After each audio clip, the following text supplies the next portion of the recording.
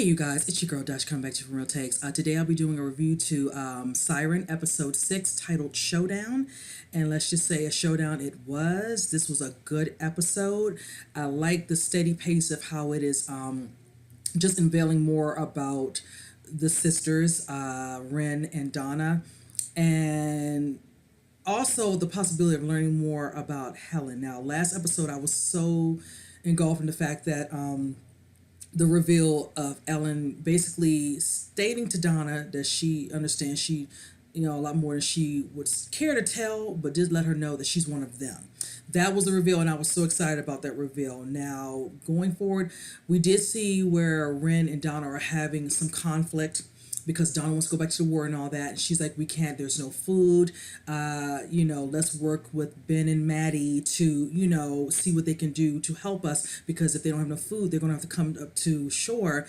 And let's just say that the powers that be, military, like, Admiral Harrison and the guy, I can't remember his name for the life of me. Oh gosh, Alden Decker, excuse me. He is trying his best to stay in the good graces of the admiral, so they've set up these extra little tanks that they're going to use if they get any more mermaids besides just the one, which was Donna, that they were using to basically, poke prod it, needle, getting certain type of serum out of her body, just using her for sorts of experiments with those rats and whichever. Okay, so moving forward in this particular episode, it shows at the beginning where it shows Donna going out to basically hunt. She's trying to find food, and Ren lets that be known to Maddie and Ben that she's doing. She's alone. She also explains to her that just like with Maddie, she lost her mother. She's like, I lost my mother when I was young, and my sister took care of me. Now she's all alone, she's scared, she's cold, and she's going to go out and she's going to hunt.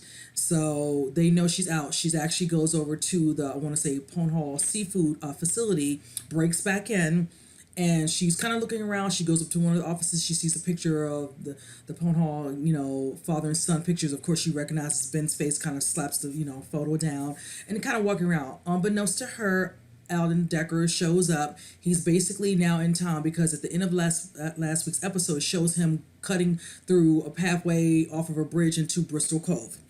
So it shows him, of course, he realizes the door is kind of open. So he goes into it, he's, investigating whatever. And of course, by then she's hiding. So from there, it kind of just shows her hidden, and she's kind of watching him.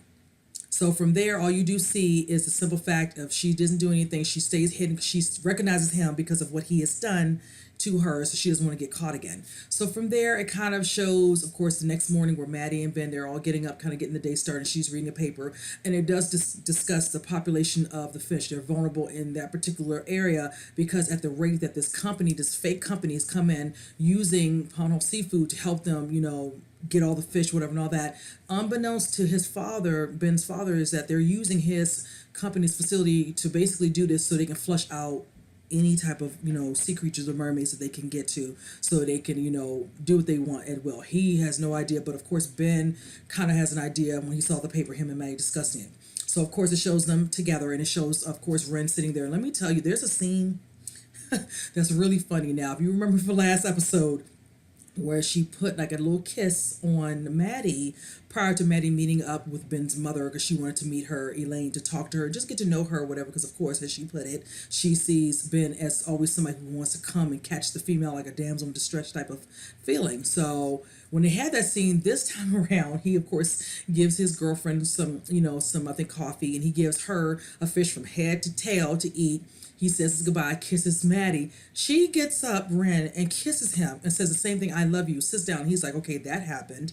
And then from there, she's like, well, I got one last week too. And it's just so awkward. And Maddie's just looking at Ben, and it shows Ren is looking at him like she has no idea what they're talking about. Like, this is not normal behavior, but they just go along with it because she doesn't know. She's learning, and she's a quick learner, like I stated before. She's learning certain words to say, her English is getting better, and just takes her time saying her sentences. So she's a quick learner and study of watching things visually, hearing everything, which I'm fascinated and enjoying watching her. I love the girl who plays her because she's doing a great job.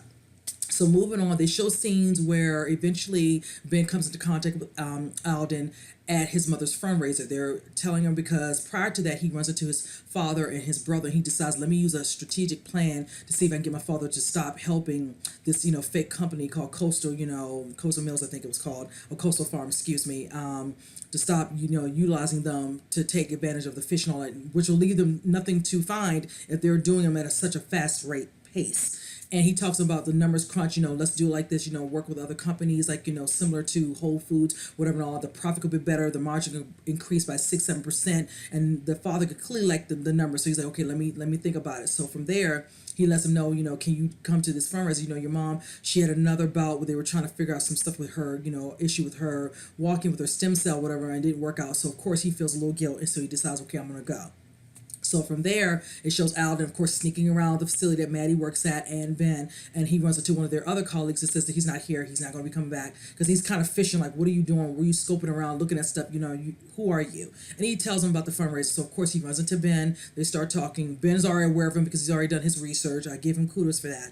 Alden acting like he has the upper hand, but he doesn't realize Ben knows exactly what he's doing, why he's there. I like the conversation they do have where he's like, did she do it?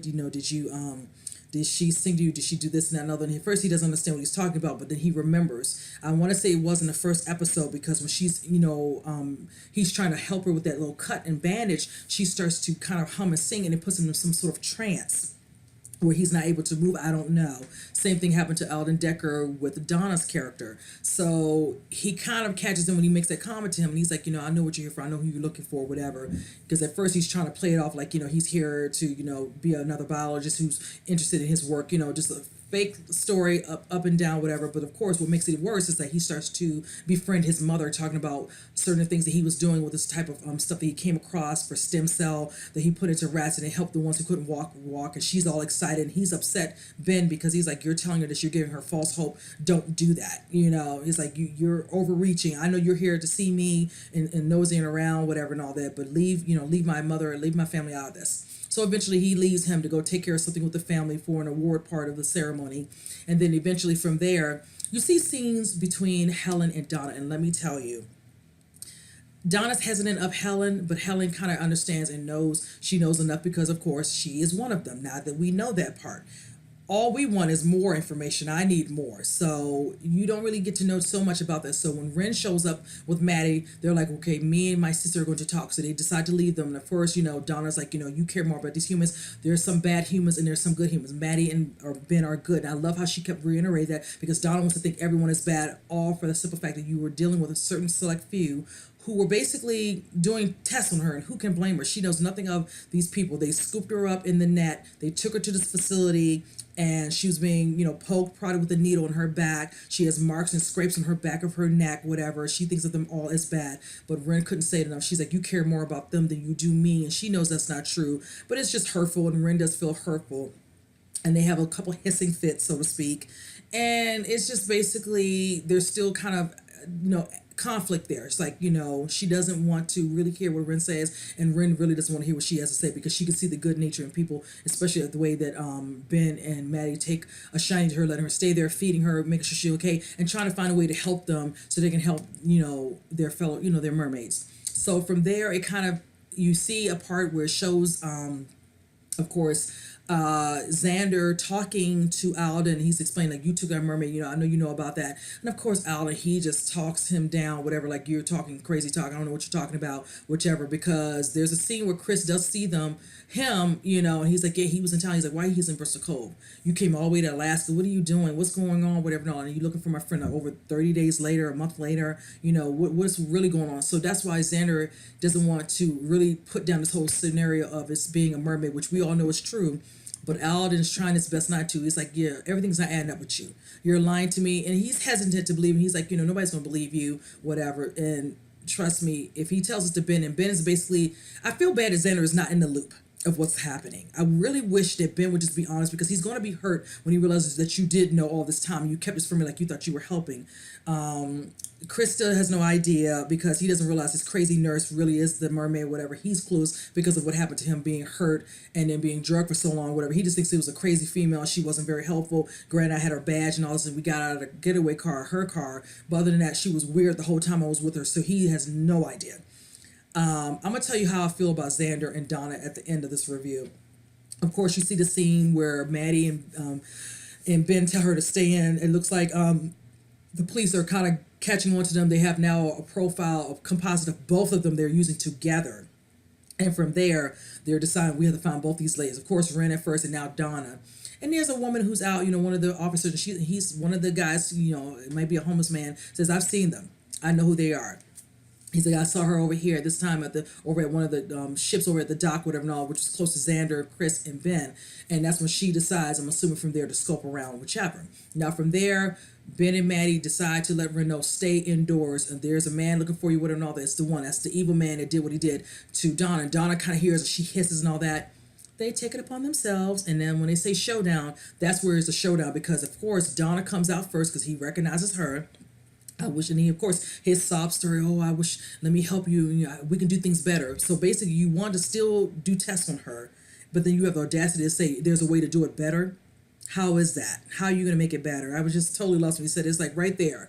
He lost me. It's just like, you're out for yourself. You're trying to cover your tracks. The admiral's looking for you. The girl lied for you so she wouldn't let on that that she knew more or whatever. Like he's trying to get an upper hand, but you're still setting up these cages for them to be caught. How are you going to help them be better? They're going to be used to get whatever DNA that they can use to hone them. They just won't leave them alone. So there shows a scene where he's like, oh my God, it's two of them. They have a little bit of scuffle where Ren sees his syringe and she breaks it and all that, and she's about to want to break his neck. And then Ben is like, don't do it. And she's like, you're supposed to be for me, be for me. Look what he did to my sister. Look what he's done, whatever. So then she eventually gets off him, but Donna didn't care. She threw him against the wall, like, whatever. But that's when they're like, no, let him go. And Maddie's like, are you okay? And they know it. They're like, okay, it's not going to stop. And that's when he basically confesses that they have certain things planned for the mermaids. And he calls them and puts them on speaker. Ren and them can hear it. And they're like, it's already going full throttle. It's like, Admiral tells them you've done a good job for what you've done with it all. But we're going to kind of take it from there. So from there, it kind of just shows where the scene of Donna basically leaving. Ren wants to stay, whatever and all that, because she doesn't want to, they know they can probably be caught. She doesn't want to hear anything of it, and she just eventually leaves off, whatever and all. Of course, Ren's still sad, whatever. And it shows, of course, Donna walking towards the dock of where all the boats are. And that's when Chris makes it. He's like, there she goes. That's the nurse. That's her. And he's like, of course, Xander runs after her, telling her, wait. And then from there, she jumps into the water. And he's just standing there waiting for her to come back up. Like, how can she be under the water so long? Of course, she has her transformation. And from there, you of course see her. She's fully transferred into the thing. You see the fin come up, and that's when Xander feels like, okay, I feel slightly vindicated now. Everybody thinks it's all in my head, but now I've seen it. It was true, because at first, of course, he never saw it. He never really truly saw it. Even though they caught the mermaid, you saw some stuff happen where some of the fish, was pushed out of the way, but they never saw her real true, mermaid fin until he saw it in that water at that moment. So now he decides he wants to go out there and search for it. And of course, Ben's like, oh my God, Xander's about to go out there. He called and left me up that voicemail. And it's just pandemonium. And it shows Ren going out there, considering going into the water on the side of that dock. And that's when the cop catches her. She turns around and she's hissing at her, what they always do. And then it goes off. Now, this is my thing. I enjoyed this episode. I don't expect them to go into too much of a story or flashback with Helen just yet, because we're only in episode 6. I think it's 10 or so episodes. I'm not really sure how many it is total. I want to say it's 10. I'm looking forward to hopefully learning, because there's so much, just like when she had a scene that I didn't mention, honestly, sorry you guys, where Maddie is like, what is it you're not telling? She's like, there's so much more, so much stuff that I do know that I'm not telling you. And she's smiling with this little shady, kind of sarcastic smile. And it's like, be careful, because she's going to come into contact with some people, wherever. But that's why I made the comment last week. I said, what can happen with her? Has she been out on land too much that if she was to be thrown into that water, would she turn into a mermaid again? Has it been that long that she can't do it anymore? But then how did you end up on the surface and didn't come back? I need to know more about Helen. I'm looking forward to knowing more about Donna and Ren's storyline, but Helen has me totally intrigued with her.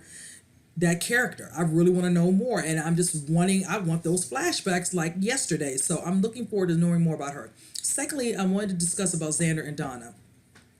I think it could happen where he's going to take a shining to her and eventually protect her. I feel it could possibly happen. I don't think he wants to kill her. He'd like to catch her, but if Bennett finally lets it be known, she probably won't. I think that that's going to be the person that's going to be that anchor of sorts to protect her and end up starting to have feelings for her. I could be out there, but I'm just going with my gut with this. That's kind of how I feel about that. I don't see anything really happening with Ren and Ben, whatever, not because I like the fact that the kiss happened with Maddie first. Now, if it happened with Ben first, there could possibly be an issue there, so we'll have to see. But then, secondly, Maddie was upset with him about the fact that he didn't tell her about the moment when Ren did that little lullaby or a little sing or whatever sound, and it left him in a trance, whatever, and all. Like, she's like, "You're finally just telling me this now." You could tell she kind of was a little hurt, like, you're keeping things, like, let's hope that's the only thing you're keeping from me. Everything else you're not. And he's not keeping other lies. It was just that one thing which he didn't feel it was very instrumental at the time until Alden Decker brought it to his attention about the sounds they make, whatever, and all that leads them in that trance. So Ben is a good guy. I can see he's not about that, like he's trying to cheat or anything like that. I don't foresee that. So, but that's how I feel about Donna and Xander. If he tries to catch her, Ben will probably stop it now. He's aware, because I know Xander's always quick to call his boy and tell him if he's found anything, if he's been, spoke to somebody or this and that and the other. So hopefully he will finally tell him on the next episode. They need to move this along so Xander can be in it, and as well as the guy, his other friend Calvin and Chris. It's like, stop making it where just you and Maddie know things. And now, of course, Helen, of course, definitely knows, and then Alden Decker knows, whatever. Nobody else knows anything. So we'll have to see how that pans out going forward with the other episodes leading up until the finale. But this was a good episode. I enjoyed this.